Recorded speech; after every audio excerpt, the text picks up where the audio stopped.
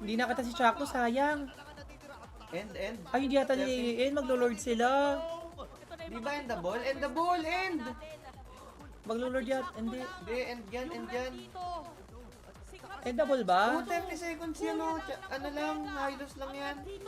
May istanin niya ni ano yung Chakto eh. I'm not sure kung endable wais ha. End the ball. Ay, Matalino yung si Chakto eh, oh. Dito ka, welcome ka sa barangay. Walang minion ah, walang minion. putang ina, grabe si Chakno. Boy si Jome. Minion wave, hindi pa na-clear. Yung iisang katapon. Ay, walang minion na batay! Madedefensahan pa rin ni Joe. Oh my God, Bobby! Oh my God! What? Oh my God! Chakno!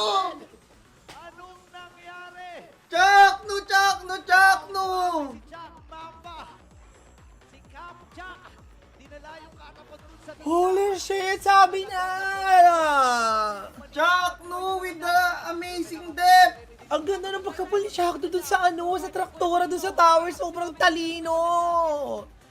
Sobrang talino ng ginawang pagpull ni Chakto dun sa tracks at sa mid. Bobo, palo! araw na hindi tayo aabot. Grabe, palakpakan yan guys! Iba! Para sa game. Ayun na. Mali! Oh, mali. Clout na ulit tayo. Yee! More games, more clout. Grabe yung ginawa ni Chakno. Mali pa nga si Chakno dito eh, oh. Mali pa si Chakno dito kasi ang dastan niya si Yue, hindi si Demon Kite. Kasi kung dastan niya si Demon Kite doon, oh, inihit ng Torres si Demon Kite, oh. Nagkamali pa si Chakno doon. Pero ang galing ng ginawa ni Chakno, sobrang talino. Normally, ang gagawin ng mga room dyan, tatangkihin na nila yan. Hindi, sobrang 300 IQ na naisip niyang hilahin sa sa tower yung track. That's so fucking 300 IQ. Ayan yun eh, oh.